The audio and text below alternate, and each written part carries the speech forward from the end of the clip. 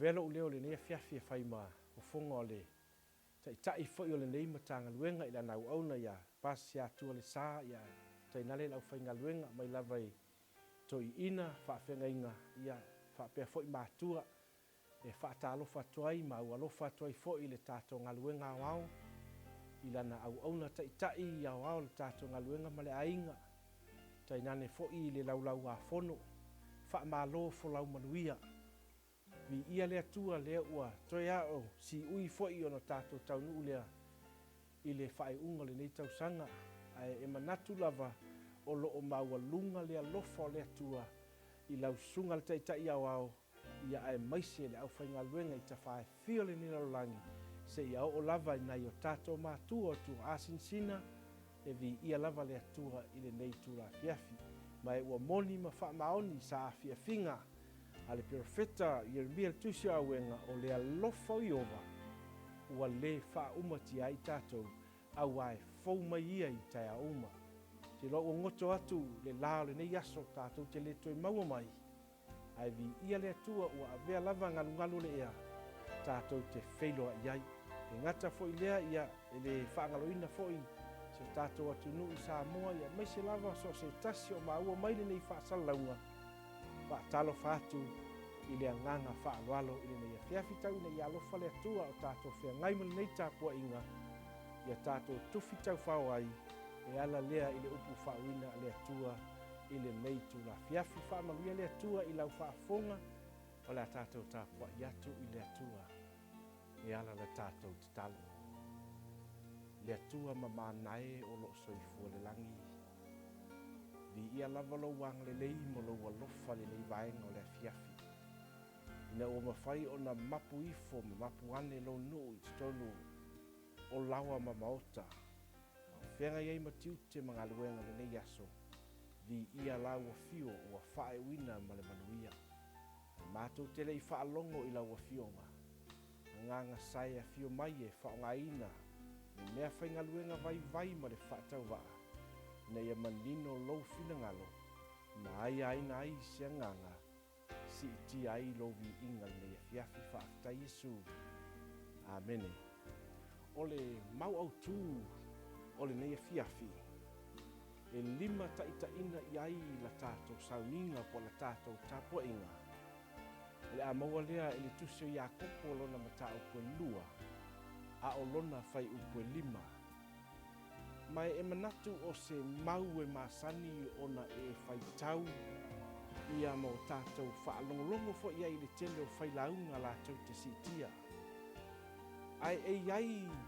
se manatu mawalunga o te manao e whaasoa tuai i le Afiafi ona olo iai o se fe au e sili ona tāua i le tātou sa ili ilinga ai maise o la tātou tā penanga mo le wha moe i le aso tele o le lii ua taule la tamai o manao le te sila iai a lea la a o faitawina i le nei Afiafi e whaapelo na faitawina o uso pele whaalongolongo maia e le ua filifilia ea e le atua o e matitiva i le nei lalolangi o tamao ainga i le whaatuatua ua tō fia fo'i i la tau i le mālo ua fola ina mai i e alo lofa i a te ia.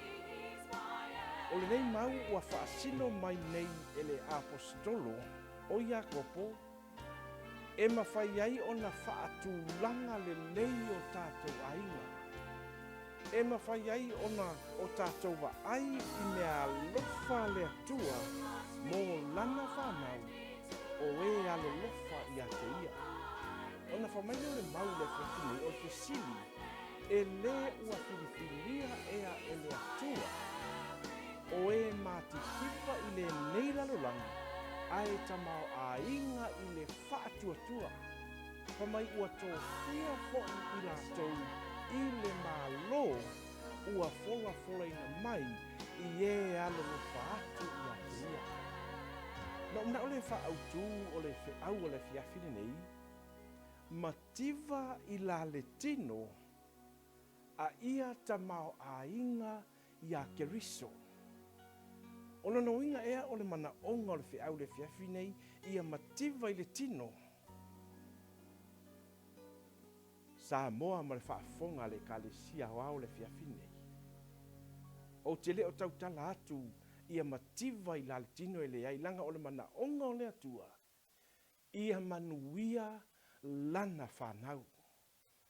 A o le whiau leo te mana e whaaso atu i lau sila mai moa mai le nei a whiafi.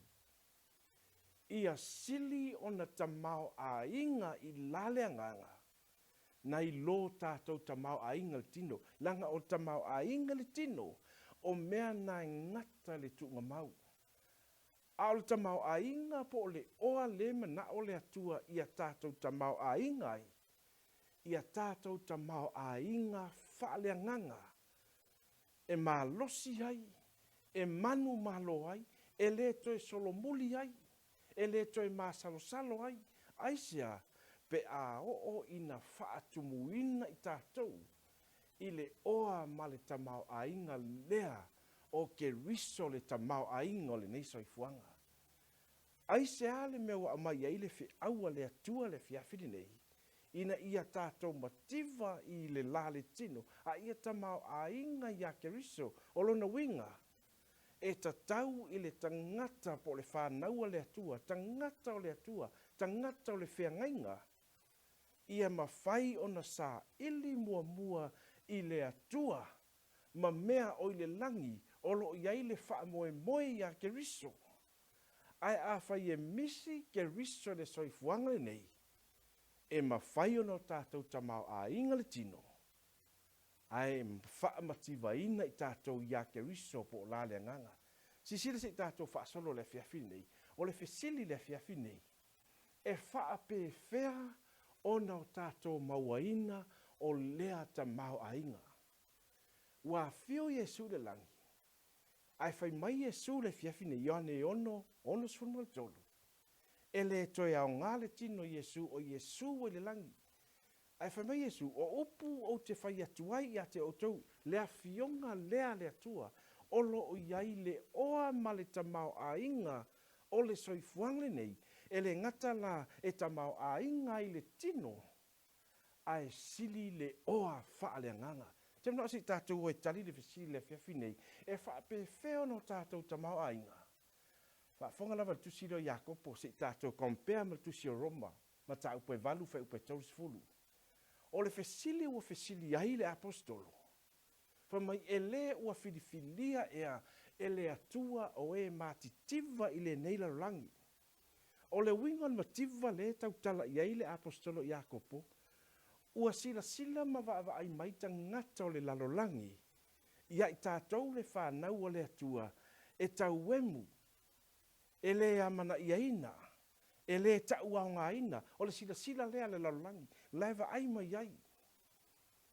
A o le sila le atua, whafonga la i kompeaino na mau, Roma mta upa tauris fulu.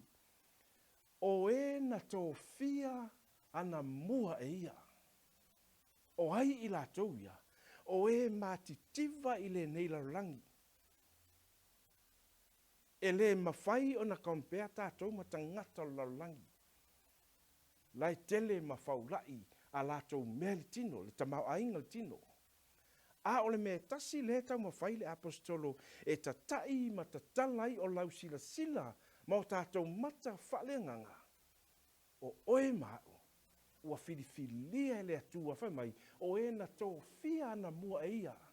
Ua vala a wina fo i la tau e ia. Whafonga le tusile o Roma te sisila i e kompea ele i a kopam ta upe lua. Whai mai o e ua vala a wina e ia, Jesu lea. Ua ta ua mio ton wina. O e ua ta ua mio ton wina e ia. Ua faa manu ia ina foi i la tau e ia. O le tamau a inga lea le mana o le atua e toi faa i loa mai ia te oe le kalisia o le fiafi nei. Ua loa na sila fia mai le atua. E iai le aso, e iai le taimi, e te iai to tonu le faa la potonga lea, le a inga, le faa naua le atua. Langa ua loa na vala uina oe le atua. Ai whamai a kopo le Afiafi nei, o e matitiva i le nei lalolangi, ai ta mao a inga i le whaatua, e le ngatala na vala a wina, ma filifilia, ma tō fia e le atua, a alwaenga mulmuli e se nona tāua, whamai ua tau wami o tonu wina, ma faa manu ia ina, e le atua, ma whangana le whamai e le tātou mau autu, po le autu le nei Afiafi, ma tiva i la le tino, ae tamau a inga, i a keriso pe tamau a inga, wha le nganga. Wha whonga si tātou wa ia Paulo le Afiafi nei, whamai Paulo, o le nei foi, e moni lava, o lo umanatu ua lea o ngā mea uma lava, ona o le sili o le poto ia keriso, Yesu lo o li. Ia whaafonga i le whamtaranga la apostolo. Ona o ia ua o whaalea o ngā inai mea uma. Ina ua maua e le apostolo keriso, whai mai lona langona, lona manatu lea ua whaasoa mai le Afiafi nei, le kāle sia wau, a ona e maua keriso, ua e maua mea uma le soifuanga nei. A e maua keriso, ua e maua le oa male tamau ainga. Ai whaafonga sa ongal mau. Ma o manatu o ota lava ia mea, ina ia o maua keriso. O lona winga, o le ale tamau ainga sa iai le apostolo, a ua manatu Paulo, ina ua ia maua keriso, o le oa lea whaalelangi, o le oa lea e le mawhaio na whaaumatia, me le apostolo le Afiafi nei le kālesia wao, o ota lava ia mea uma, ina ua o maua keriso. Fesiri le Afiafi nei, o whaape i mai lau sa i linga o keriso. Wa e maua ato atoa lea oa ma lea tamau ainga. O le oa e le o se oa i la le tino. A o le oa whaale nganga. O le tamau ainga e le uma e le pala. A o le tamau ainga i tala atu o le tunga mau. O le tamau ainga na le tau tala i elfe au le Afiafi nei. Pe ana o fetu le taimi o sola, e mawhai ono tātou tamau ainga le tino.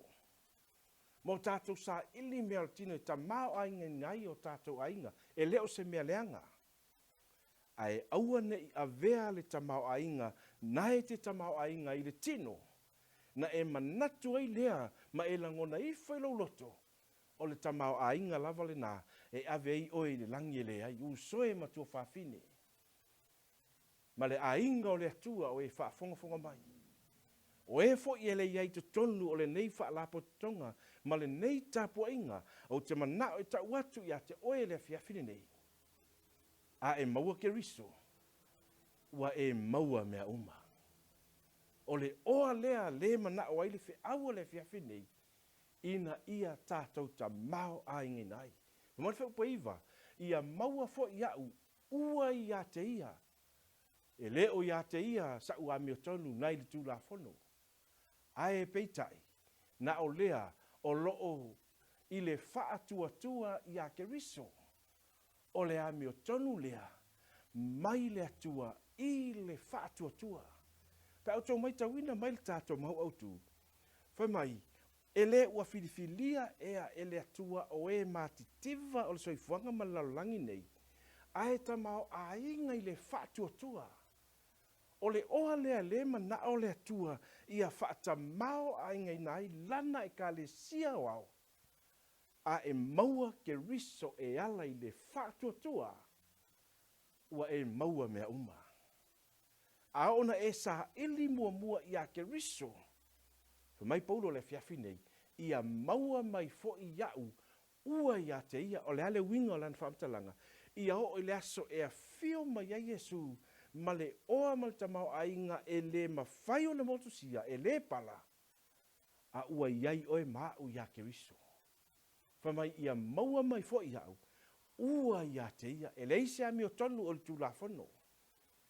A o le ami o tonu e ala i le whaatuatua o na whaia lea e le atua ma au mai e le atua ma sa saa mai e le atua o lona ta mau ainga.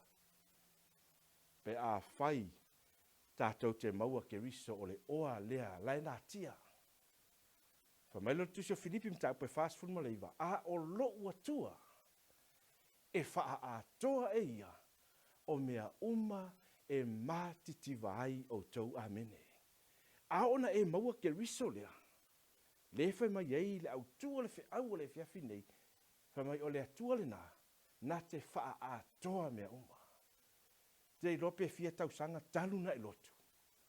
Ai te le I maua le oa leo ke riso. Na ai te sa ili lava. Te fiu e sa ili e le maua fo i le tamau a inga nai te nau ia i le tino. Pe a e le maua le tamau a inga lea. O ke riso o le tamau a inga le nao le kalesia. Ai wha pe feona e maua. E te maua I le ola talitonu. E te maua I le ola whaatua. E te tātou te le maua I le sa ilinga o mea le tino o soifuanga nei. Ai te maua lea ta mau ainga. Pe a e ta lia Yesu Keriso e ala I le whaatua. Pa mele o Filipi le fast fumaleiva. A o loo atua. E wha a toa e ia. O mea e matiti vai tātou. O le oa lea e le uma. Ai ala ona tātou maua lea oa. Pe a tātou ta lia Yesu Keriso. E a vea mali I ma whaola ia I tātou. O le vainga mua le whaau le fiafi nei. O le ta maua inga. E maua ia Keriso. E whaapewhea o na maua lea ta maua inga. Ma taiolo na mta upo ono tolus fuma tolu o le mau masani. Wha mai sa ili mua lea tua malana ami o tonu. Ona whaau popo mai lea o mea uma ia I tātou. E sipe no whea tu le whiawhi nei. E tātou te le tau o, e tātou te sa ili o ma o. A o le oa malta mau a inga tātou te sa ili iai, a le to tonu le kānona le atua. A o mori mau I Yesu le whiawhi nei, sa ili mua le atua malana ami o tonu. O le oa la ia Keriso. Ai lema fai ona sa saa mai malilingi mai e le atua o lea ta mawainga pe a tātou le sa ili mua. Pero fatu e tele ma tele tangata I to tonu le kale sia wao. E sa ili, ai le sa ili le atua, ai sa ili mea le tino. Ona fiu lo le sa ili, ona iai lo le o le whaafitauli wa tula I mai. Na amata le ona tua ina le kalesia po le upumonia le atua. E mafua o na ola ngona na ia te oe mau. Langa I te leo sa ili mua le oa lea male tamau ainga. O ai, o ke riso le tamau ainga.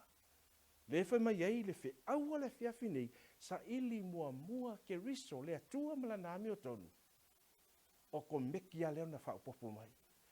Ai a whai e te sa ili mua mea le tino. U soe le whiawhi nei, te whai atu ia te oe. E ala mai le au le nei a fiafi. E te fiu e sa ili. E le malie lo loto. E maua nei, to e uma fo I tai au. Sa ili nei, e te alu fo I le aso ma le aso sa ili. Aia e maua ke riso. O le oa ma le ta maua inga. E malie ai lo tātou ngālala. E malie ai o tātou loto. E malie ai o tātou manao aisia. E sa unia le atua o mea lelei uma mo e alo lofa ia te ia mo e sa ili mua ia e le ngata lai sa ili mua ai whamai ia ta ua mi o tonu wina I tātou o vaenga ia e mawhai ai ona sa saa mai le atua o lona tamau ainga ma le oa whaaleanganga le oa whaalelangi pe a whai tātou te sa ili le atua lua ia tau a mio tonu wina I tātou. E le aisa tātou a mio tonu. A o le a mio tonu lea Keriso. O le whesiri la, o le a le me tau o le a mio tonu. What is righteousness? Righteousness is right doing. O lono winga, e tau mai o le tula fono.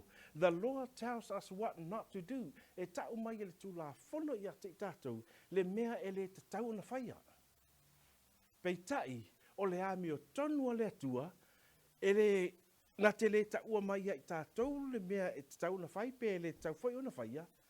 A o le ame o tonu e tau mai i ai tātou e tātou o na whai le mea tonu. Righteousness is not about what we don't do, but it's about right doing.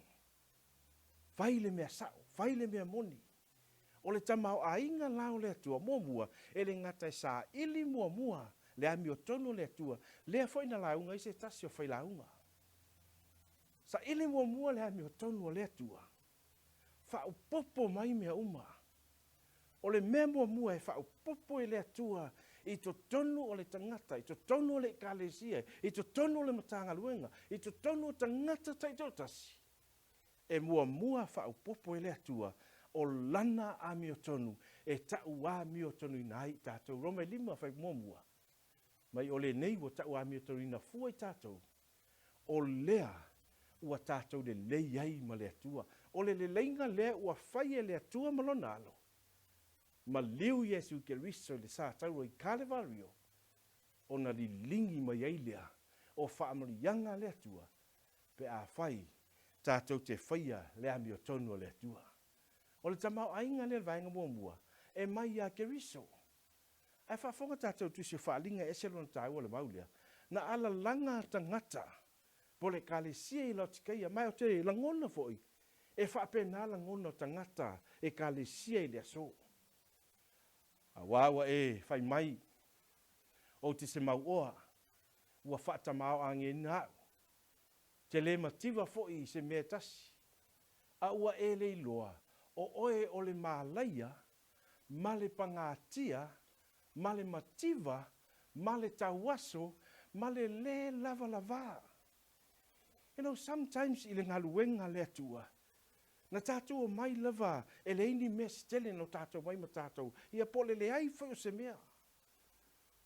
Ai ho na whaatamau ainga ina i tātou e le atua. Ma whaamanuia le atua i to tonu o tātou ainga. Na a matalolea. Ona e la fuai le mea na mafua e ona e filifili. Ma maua le tamau ainga o le atua. Whamairo langono tangata lo tikeia po le kalisia lote. E whapena fwoi langono le kalisia. Lau te talo le Afiafi nei. Ia aua ne iai se matanga luenga. Aua ne iai se ainga. Aua ne iai se tangata o whaafonga mai i lo uleo le Afiafi nei. E iai le langona nea. E te manatu ifo mo tātou manatu ifo pe o le langona na ia lau tikeia. Whamai ua whaatamao ainga inao.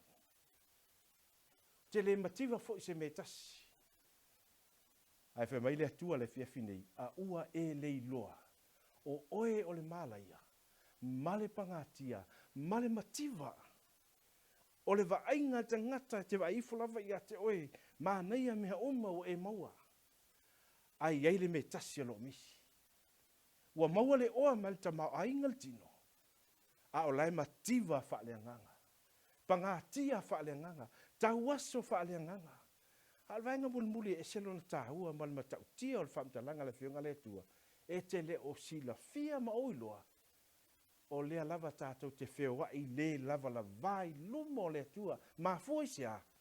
Ua halu le teimi sa ili ei meo le tino. Ua halu le teimi sa ili ei o ma o. E mana e whata mao ainga ina le ainga e leo se mea leanga. A le me tasi lai misi. Lai misi ke riso i to tono le ainga. Ma fuangana e sel tāua i o le chorus tamiti ma saini na pese. Ai ai e sui se ainga. O se ainga fia.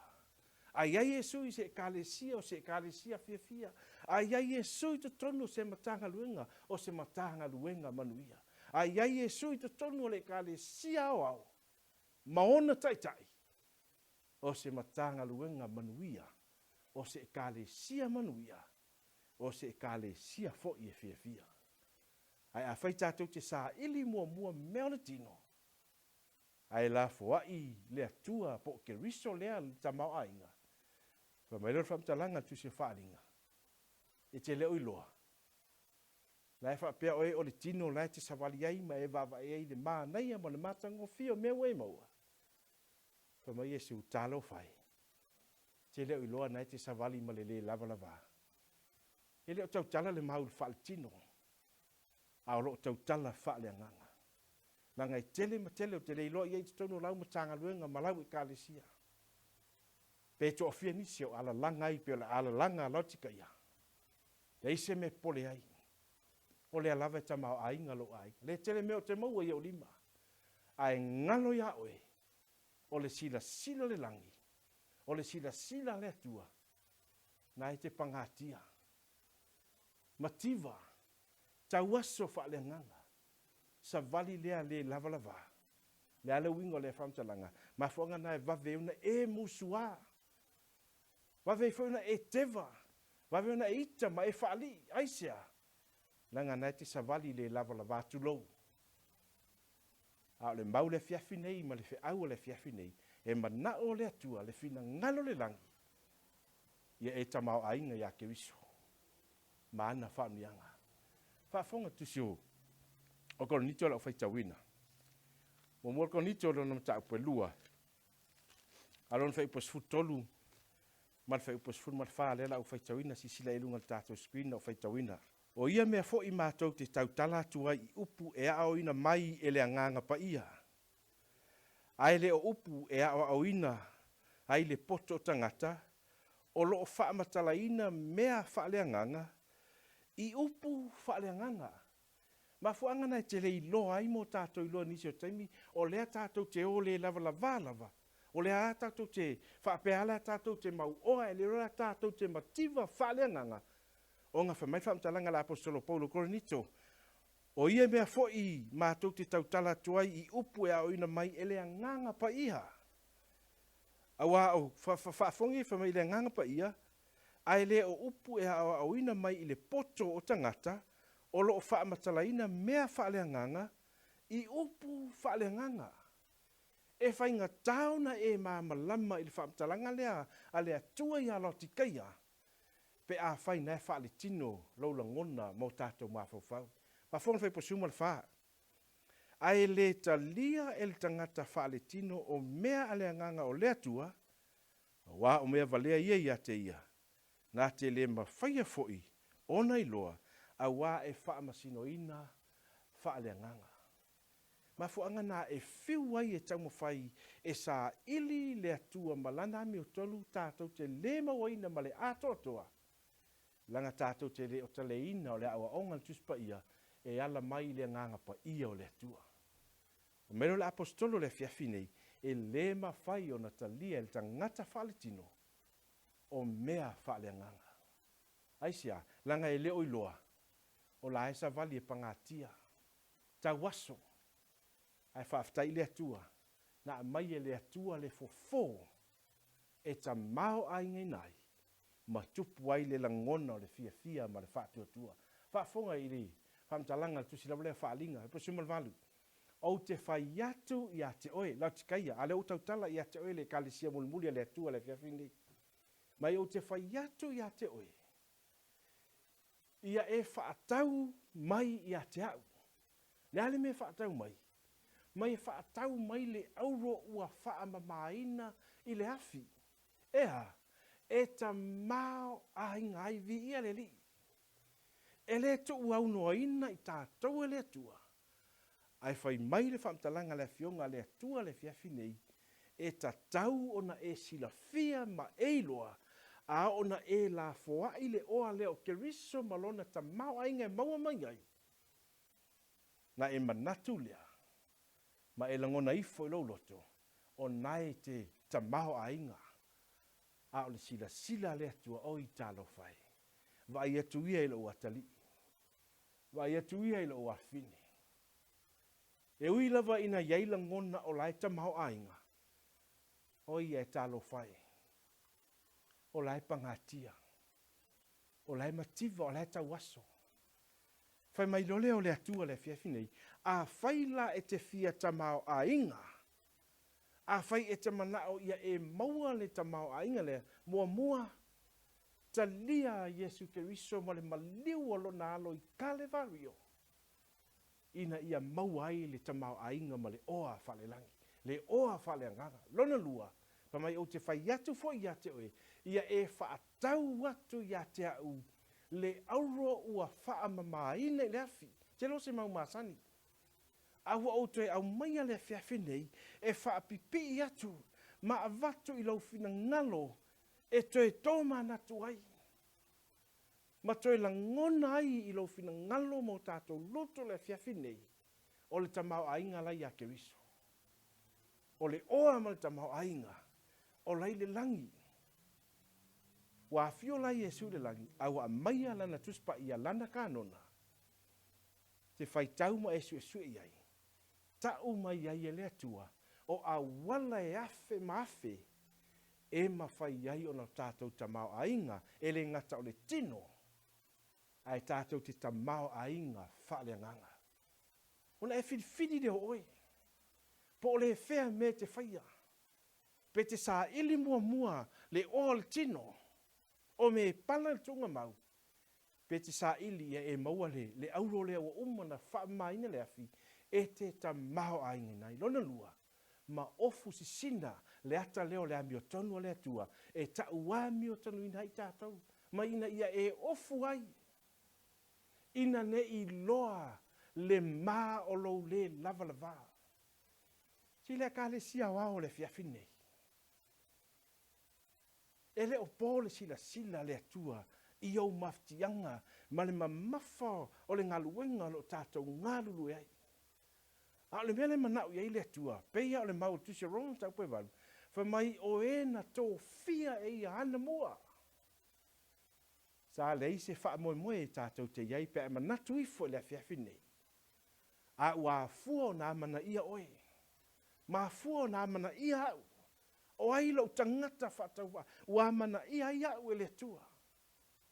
Mana o le atua, e tō fia oe tō fia au.